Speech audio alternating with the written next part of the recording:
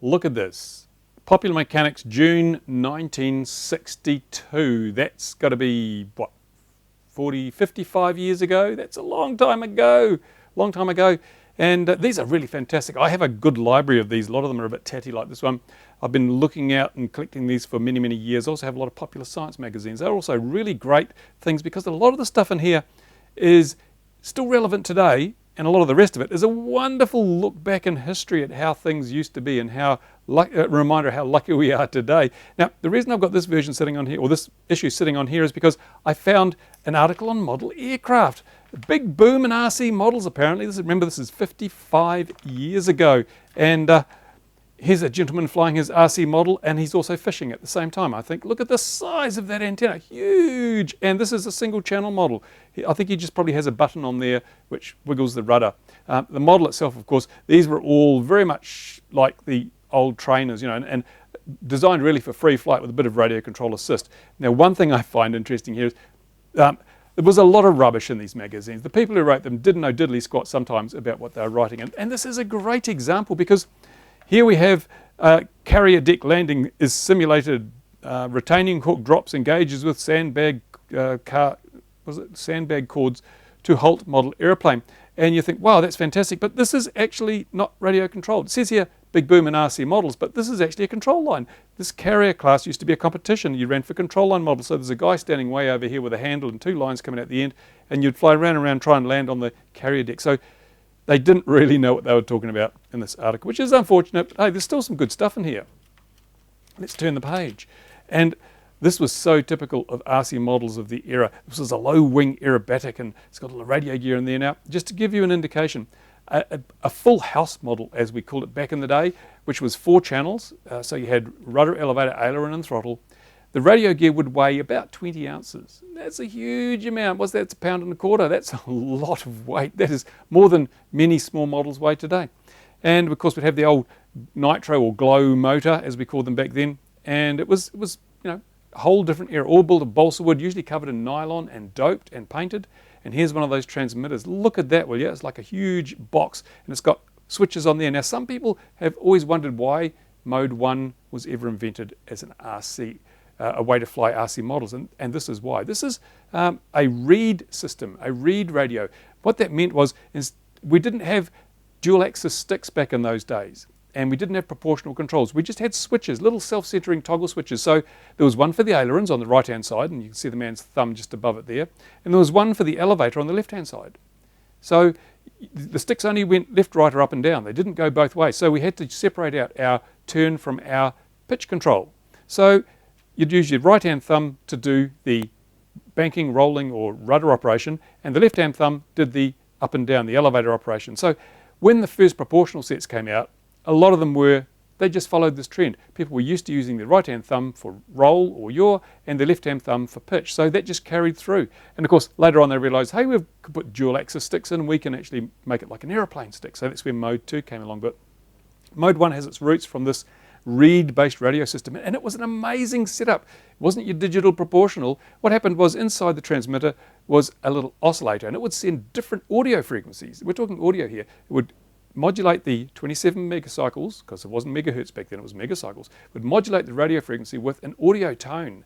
And that tone would be different for each channel. Each channel had 2 tones. One tone would be to go one way and one tone to go the other way. So when you wanted to put left aileron on, you'd push the stick to the left, or the little switch to the left, and it would send out the tone that drove the aileron servo to go left. And it would go all the way. It wouldn't go a little bit, it'd go all the way. It was all or nothing. So you basically, when you wanted to do a nice slow turn, you had to sort of flick the switch, pulse it, like some people do with PlayStation. Just give the switch a constant little flick to try and get the servo to move a little bit. And on the receiver, it was even more interesting, because to decode those tones, they had a mechanical setup, which it was what we call reeds, and that's how the gear got its name.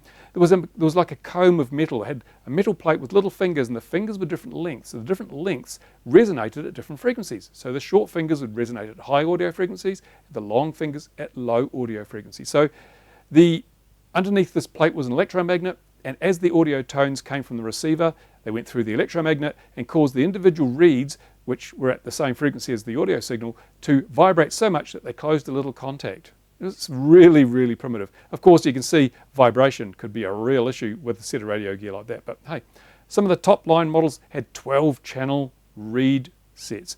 But that was only 6 controls because each channel required, or each control surface required 2 channels, one to go left, one to go right, or one to go up, one to go down.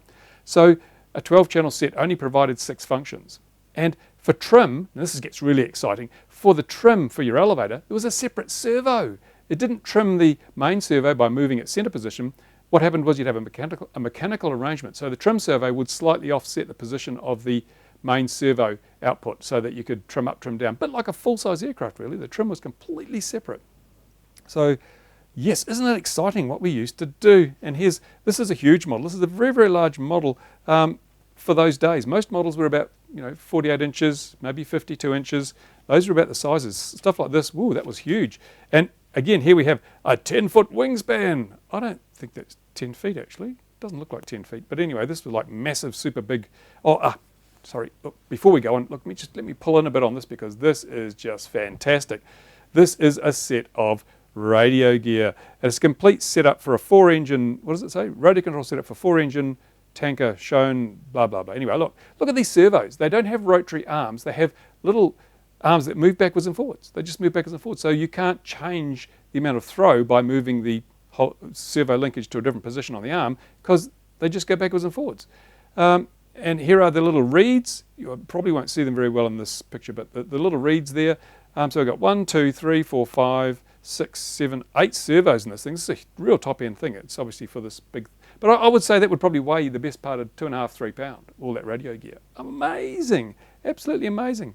And here's another single-channel aircraft down here doing rise off ground. Now look, as I say, everything has sort of got dihedral for stability, and this guy looks really anxious. Looks like he wants to relieve himself. He's so excited. But yeah, that was radio control model flying 55 years ago. It's a big difference to what it is today, and thank goodness for that. I've got plenty of other stuff on radio control models. A lot of it comes in these magazines. So, and look at the advertising. You wouldn't get that around today, would you? These magazines are just so much fun. Oh, they even have the plans for a radio control model boat. Radio control was big. It was a big hobby back there. And this is a White Heat. This was a very popular model, radio control model boat. You built it from wood, and I think it took a chainsaw engine or something to drive it. What have we got here? Yeah, it looks like it's some kind of converted chainsaw engine or something. They were a really popular model boat, hydroplane, very fast for the day. And yeah, so if you want to see more of this, let me know. I've got oodles and oodles of it. And just a little heads up, if you want to see the stuff, as I say, it is the June 1962 edition.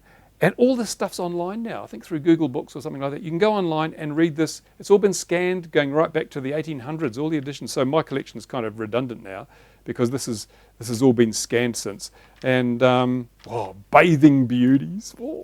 So it's really worth going and having a browse through this stuff. There is some real crap in it, but there's some real gems as well. I mean, some of the stuff is absolutely fantastic. I mean, if you're really thinking of buying a 1962 Chrysler Valiant, you want to read the review first. There you go. So, yep, thank you for watching. I hope you found that entertaining. And as I say, I'll try and hunt out some more stuff. It really is good to look back in time. It's really just a window into the past. Some of the stuff, though, like three-way welder, you could build this today and it would be just as useful as 55 years ago when they published this magazine. A trove of useful and useless information, these. Absolutely fan-bloody-tastic. Thanks for watching. Bye for now.